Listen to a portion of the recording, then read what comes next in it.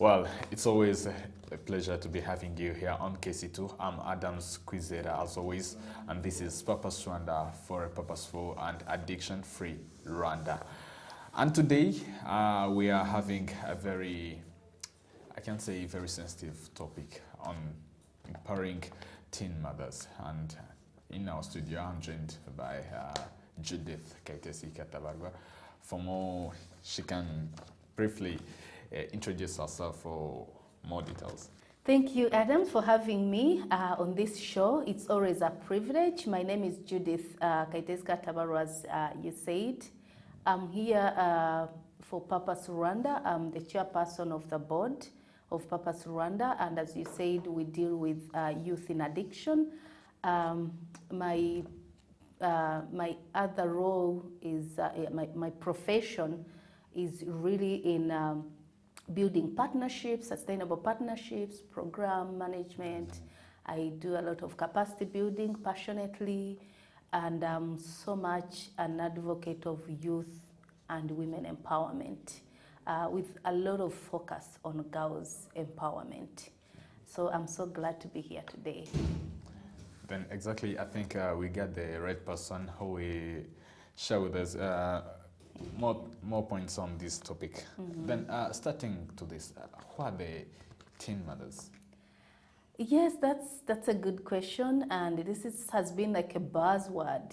Teenage mothers, teenage pregnancies has been going on and on an increase, not only in Rwanda, but I think regionally or even globally. Teen mothers, mothers that get babies during their teen age. When we say teen, as the word sounds, it's usually between the age of 13 and 19. You know, we have 13, 14 up to 19, you know, the teen. So those, the children or young people who get babies between that age, we call them teen mothers. And what they have is teenage pregnancies. I must add that we have a few cases of children that get pregnant earlier, at 12, at 10, but these are very rare cases. So the biggest really definition of teen mothers is children that, or teenagers that get babies between the age of 13 and 19. Yeah. Then one of the best thing I think even the government is putting much efforts in is to prevent the increase of the number of teen motherhood. For you, what do you think should also be done by the society we are living in to also take a part in preventing such cases? Thank you, Adam. So maybe before we go into what we should do to prevent teenage pregnancies and the increase of teenage mothers, I think it's very important that we look at what causes that. Exactly. Why do we have an increase in teenage mothers? It's not very current, has only increased recently, but teenage mothers have been for some time, and we've had teenage pregnancies happening in our country, in our region, globally. And so it's very important that we first look at the causes so that we can now go into what could be the potential preventive measures. There are many reasons why young people get pregnant before marriage and in that age. And we could mention just some of them. Our socioeconomic settings cause a lot of teenage pregnancies, where they have grown up socially, how children have been brought up, what they have been exposed to, how they were parented. We have a number of children who just grow up and not brought up. They are not brought up. There's a difference between growing up and being brought up. We have children that have been unfortunate socially to have parents that will teach them the values or will take them through sexual education, and they have missed that. So they end up getting pregnant because they missed the ways to prevent that. to even understand what it means and the repercussions. You mean the role of the parents? That is part of it, you know. That is the bringing up the children who have been brought up in a society where they unfortunately probably didn't grow up with parents, or maybe parents didn't play the best role in bringing them up. But that's just one cause. So there are many other reasons that are socially or economically which are caused by either social settings or economic status of the families. Because poverty is one of the causes of teenage mothers. So when we say poverty, these are young people who they are vulnerable, they don't have all the basic needs, and they end up being influenced by older men, because, you know, when we say a pregnant young child, there is a girl and there is a man. Although there was a study recently, I think by one of the NGOs, that said the biggest number of pregnancies is actually caused by their peers, not the old men. I think it was a study done by one of the NGOs in Rwanda, and revealed that the bigger percentage of teenage pregnancies is caused by their peers. Exactly. That means both boys and girls need that sexual education. So if we don't educate them, then they'll go and engage. A little bit about that. Yeah. You know, when some people are talking about that sex education, seems to be something which is culturally not very comfortable. A new topic. Yeah. You know, how can you express as it's something which is very useful and helpful for the society as well as in the families down there? Yeah, I will start with myself because I told you I have teenagers. They are young in the early ages, and I'm still starting to figure out how to start talking about sex education. Although in schools have been started having topics on sexual reproductive health. So when we're talking about sex education, it's not really coming and sitting them down and telling them, you know, sex is, but that involves that. And we are leaving it so much to the teachers, yet we should be taking part, you know. Culturally, sexual language is very sensitive and private in Rwanda. But this is improving. We are getting out of it, and we should talk about it at least to our parents, or rather to our children, and teachers should be talking about it in schools. I have seen in curriculums they have started talking about sexual reproductive health. So when we talk about sexual reproductive health, is understanding, letting children know what does it mean. What is sex? What if you engage in sexual activities? What happens? What could be the repercussions? What are the negative effects of falling pregnant? And what are the negative effects of a young boy taking responsibility of being a parent at an early age? Because it comes with responsibilities. So we are talking. That is what we are talking about. The preventions and the responses, because. Sexual education should be really should be a very important topic in our homes and in schools. So it's really making the kids understand their biological changes, understand their health, understand their social behavior, because we will be talking about social behavior communication. Sure. You know, very, very important. Understanding how to deal with peer pressure. So all this is about it, and choosing their friends right. Yeah. I am so blessed to be coming from a Christian background. So I'm also talking to not only the parents and the teachers, but also the churches, you know, the Christian settings that we are in, to be talking to children about these. And so that they know how to grow up, not to engage in these sexual activities at an early age, or if actually be very specific and say sex before marriage has repercussions. Or is a sin? In church, it's a sin, yes. For the Christian setting, it's a sin. It's immoral. Their sexual immorality is biblically wrong. Sure. When you say teen mothers, she's a mother who is there because someone made her to be a mother.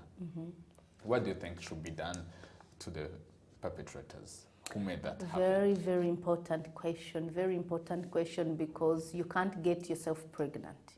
Pregnancy is caused by someone, you know. You're a young girl, first of all. A young girl is very, they are not yet thinking straight. We actually feel someone influenced them and led them to these activities.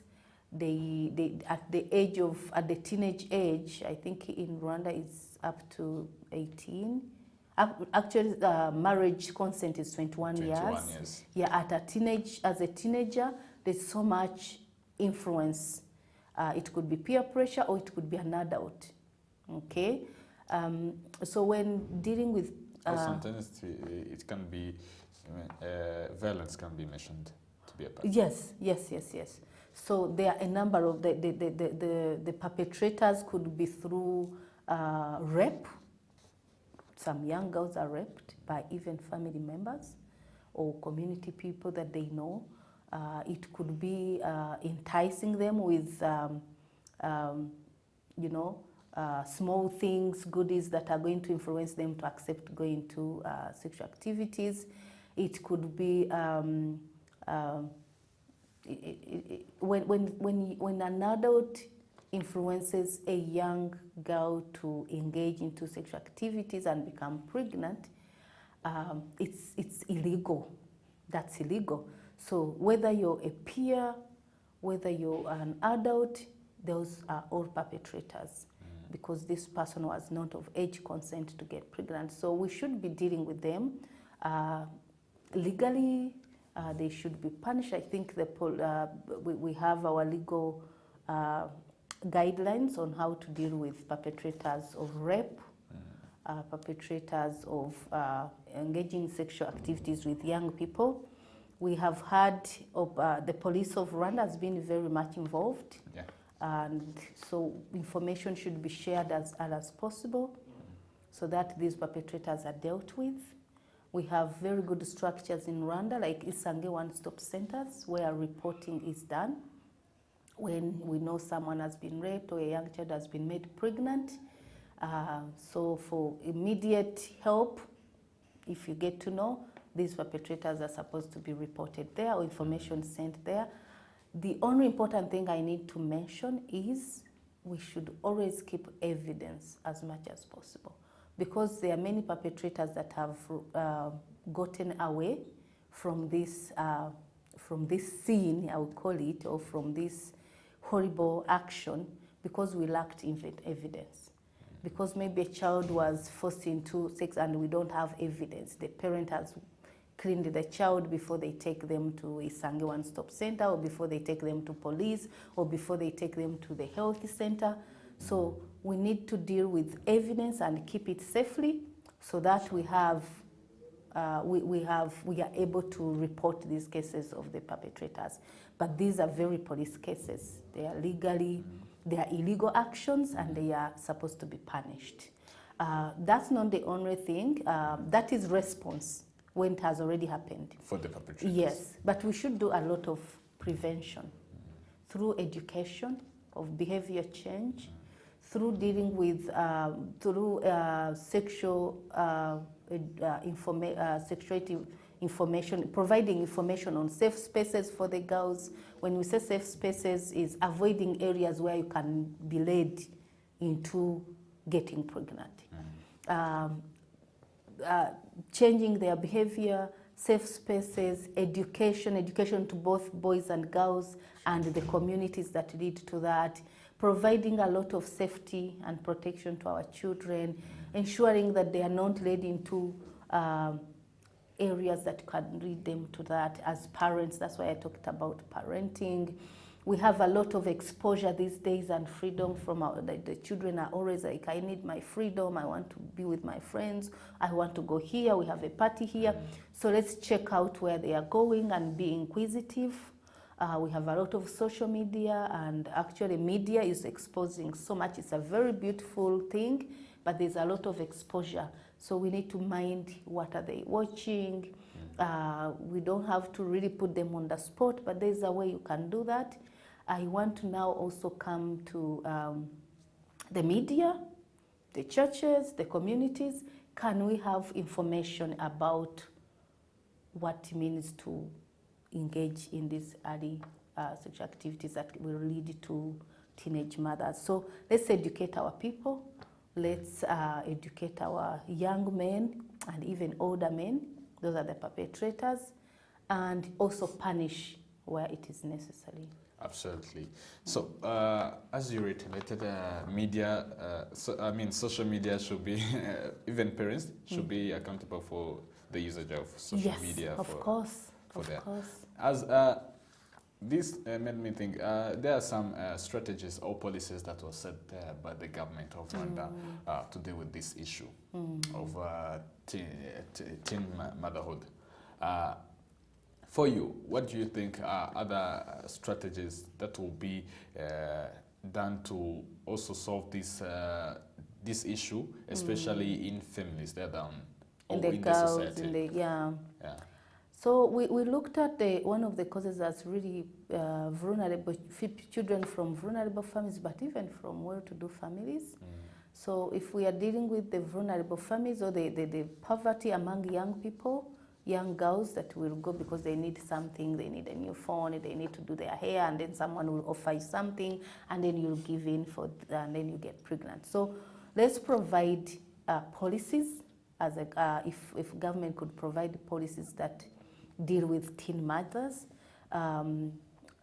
When you become pregnant, for instance, they have already done a very good strategy, a very good policy of reintegrating teenage mothers back to school.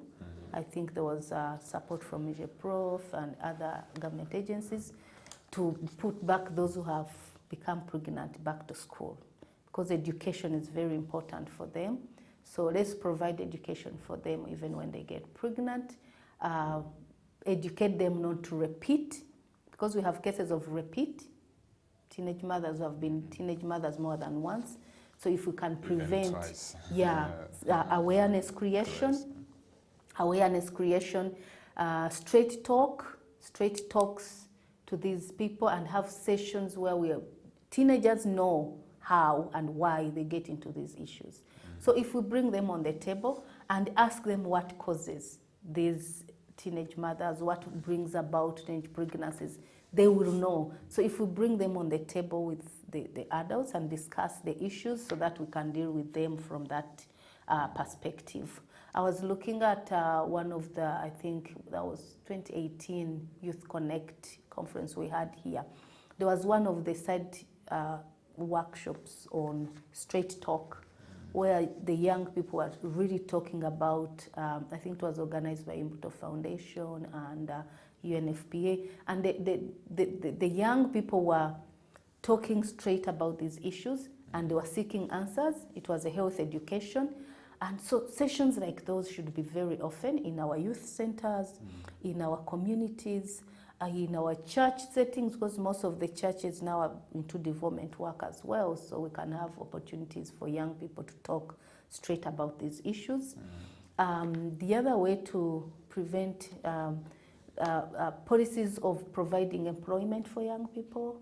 Youth employment is a big gap here, not only in Rwanda, it's a very big gap globally. So if we could have really projects or programs that will encourage, will provide opportunities for young people. One of the causes of teenage pregnancies is idleness, when they have nothing to do.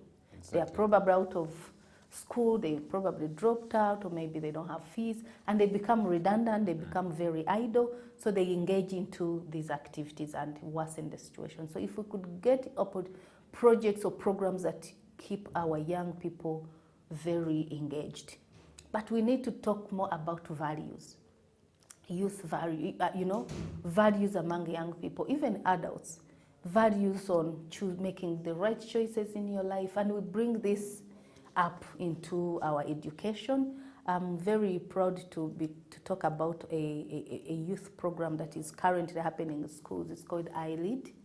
The iLead program is about youth.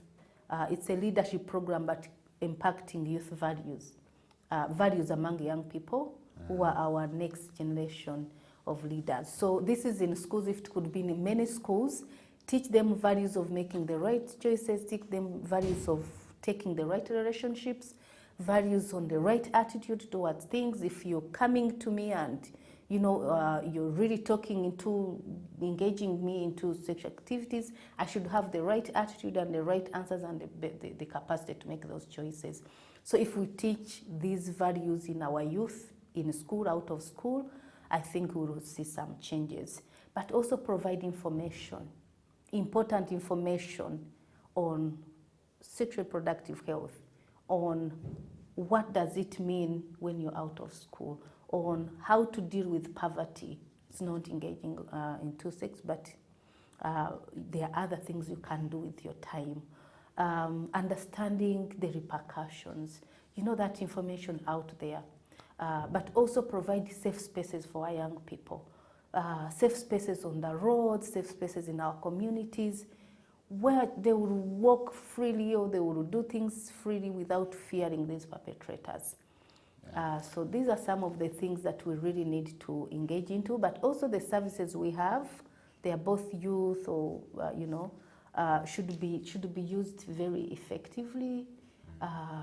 Young people should know where to report if they are violated, for instance. Exactly. That's what I want you to to emphasize on.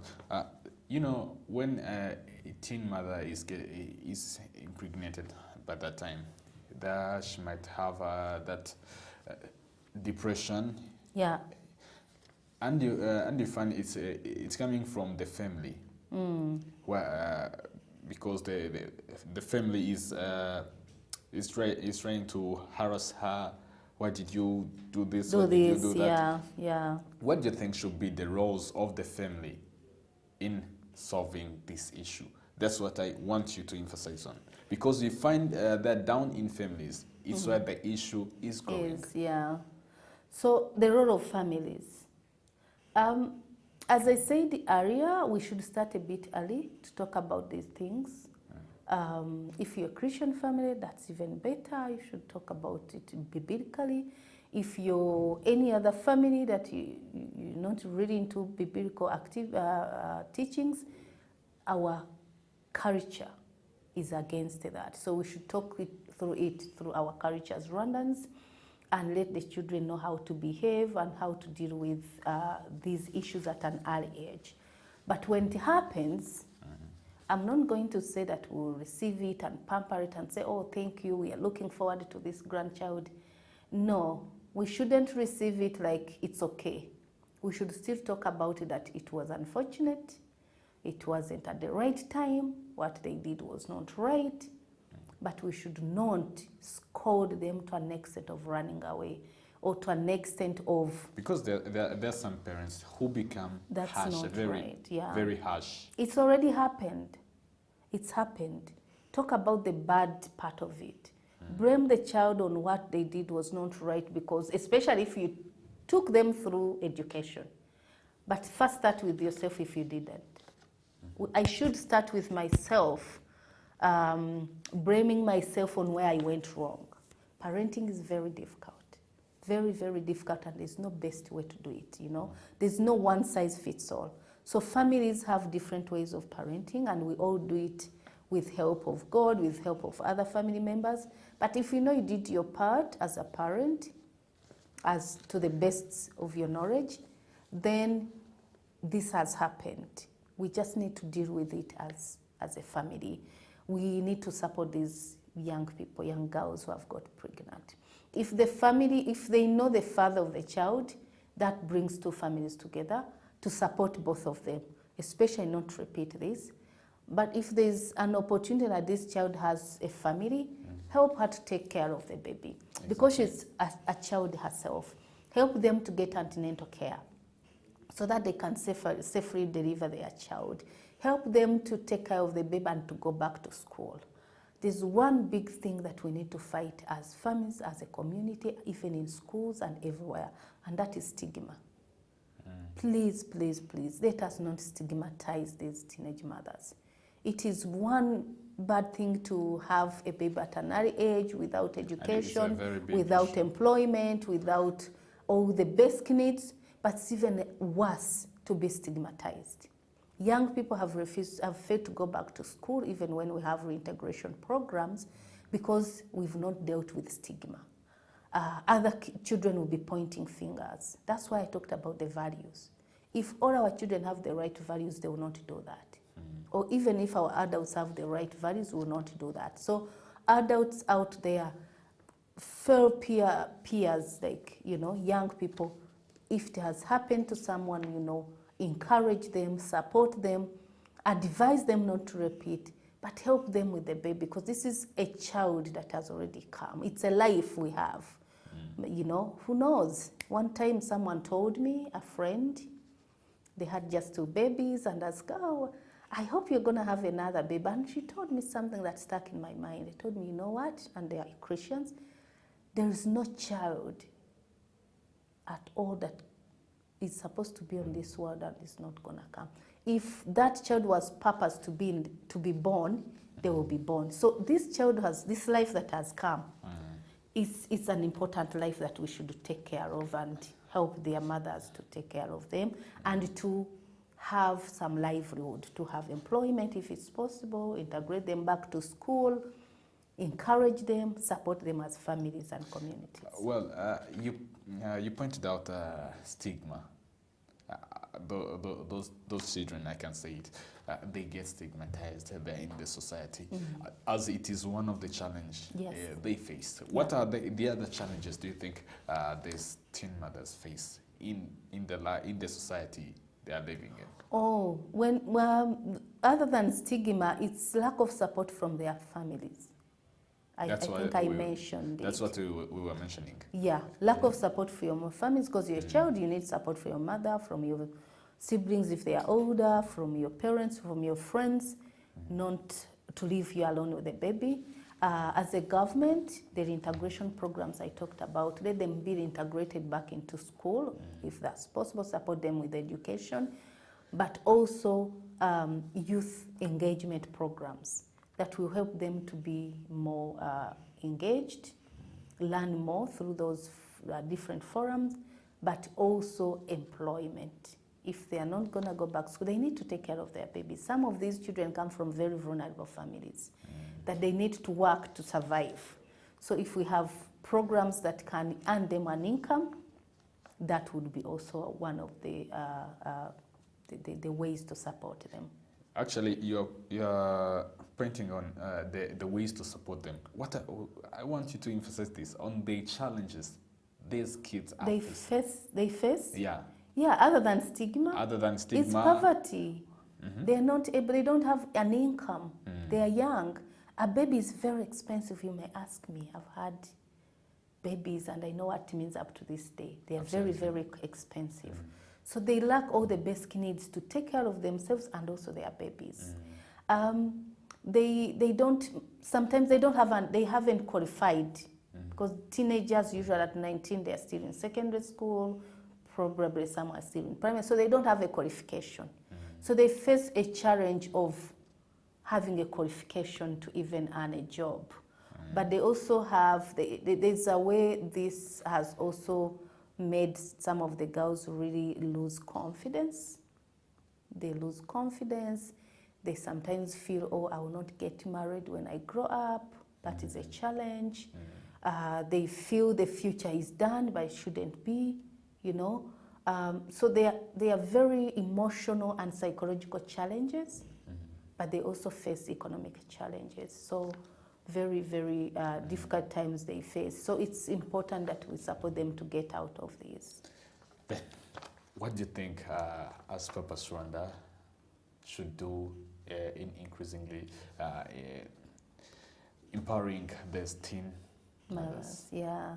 So one of the addiction issues that Purpose Rwanda is fighting is also sexual addiction. So we are fighting drug addiction, We fight all the bad behaviors, including sex addiction. And we have very good programs as Purpose Rwanda. I want to take this opportunity to invite people out there. If you have a child, a teenager, a young person that is going through addiction of any sort, please visit Purpose Rwanda. We have a number of programs to take them through. We have we have programs for one-on-one cases. We have programs where we have other former addicted youth that have overcome addiction in the different ways, because some of the teenage mothers we are having, they have repeats, they have been into they have been sex addicts, they have been into prostitution, but they are overcoming it because of our program.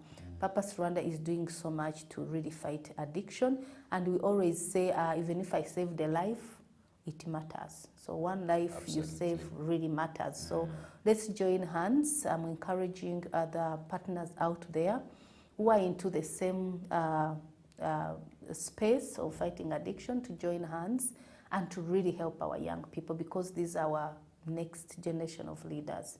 If we don't have the next generation, youth have, I think, a very big number in Rwanda. So if the future is not bright for them, then we are all going to be affected as a country. So Purpose Rwanda is doing a lot of work to fight addiction, to bring them out, to transition them from addiction to normal life, integrate them back to their families. It also includes talking to families, because some families have really given up because they think we've done all we could, we've parented, we've helped our child, but it's really not working. So they kind of give up. So I'm encouraging parents not to give up on their children, but please come to the many programs we have to fight addiction, to deal with teen mothers. We are pairing them with mentors. Some of the teen mothers, we are providing them mentors to take them through that process of overcoming stigma, of feeling more confident, of feeling like they are normal people, they can go back into a normal life. That's very, very important. And also preventing a repeat. We have a number of prevention measures and prevention programs, but we also have response measures that are going to help, that are helping teenage mothers. I think before concluding this, do you think that repeat you said about is caused by the challenges you mentioned? I mean, poverty, because you may find that due to poverty, that kid is trying to involve herself in prostitution. Not necessarily. That's one of them. I will tell you that we had, I think, the highest increase in teenage pregnancies happened during COVID. We all know what happened during the COVID-19 pandemic. We had so many children out of school. We had redundancy and idleness. They were not doing so much. That's when we got a lot of also exposure to the media, to the technology, ICT. Some of the children were studying online. That's when we had a lot of young boys going into child labor, like going to work, especially those from poor families. So all these things led to an increase into engaging in sexual activities. So I have the data here on the pregnancies, and I think we had bigger numbers in the Eastern Province. I will not go into the details, but it was all over. We had many numbers of pregnancies during COVID. Sure. Yeah. So that was a time. That was another cause. And we are now dealing with that. We've had so many COVID response programs from government, and I want to thank our government very much, because they are always on lookout to support and help our young people. The civil society organizations out there have done tremendous work. Our development partners have done a lot of work to respond to these COVID-related pregnancies of young people. So that was one of the biggest causes in the recent years. But the other one is really our cultural setting, where cultural beliefs where we don't talk about it. So children will just grow and find out themselves. Sure. And sometimes they're finding out when it is late. So this is something we need to really, most of our culture, Rwandan culture is really good, very, very good. But let's deal with those that are not, where we really fear talk about provide information that is going to help our young people. The other one is the poverty in our families. I'll give you examples of of our young girls who go to school, and in the previous years they were not able to find a meal at school. Thank God for our means of education for introducing the school feeding program, because that is one of the ways we have that is preventing the pregnancies. So previously, these young people, during lunchtime, they have no food and they are hungry, so they will go to the next shop and they will buy one pancake, or they will buy a sambosa, or the following day they don't have the money, so they will borrow from the shopkeeper. Maybe they will borrow twice. You know, these shopkeepers they will take advantage. Yeah, if I'm giving you my lindas today, my chapati tomorrow, and my sambosa the other day, and you're not paying, you're owing me. And you know what they would do? There's a way you can pay me. So you can always have a lindas at lunchtime. So you see, because she doesn't have the basic, she's not meeting her basic needs, she's not having lunch. Definitely. There's also transport to school. So the long distance to school, and I want to thank again our Ministry of Education and the partners for, I think during COVID is when we had so many increase in schools, in classrooms built. So we have that has checked the distance young people have to move to school. It has checked the dropout rate. And one of the things was, if these young people are going to a long distance from school home, there are so many things that happen along the way. That's why I kept talking about providing safe spaces. If I can't walk a distance of 5 kilometers, I will request for a ride from a motor guy, from a bike. Maybe I will pay today, tomorrow I don't have the money. So the next thing the motor guy will do is to give me a free ride, but they will not do it twice or 3 times. They will demand for something in return. Sure. And some of our youth will give up, and teenage pregnancies set in. Sure. I think this can be the end of today's conversation. Judith, thank you so much for honoring our invitation today and for your insight as well. Thank you. As we also looking forward to be having you in our next episodes of Purpose Rwanda Show. Thank you. Thank you so much for the opportunity. Thank you, KC2, for the partnership with us and for always giving us this space to speak to our young people. Sure. Thank you to our viewers. Yeah.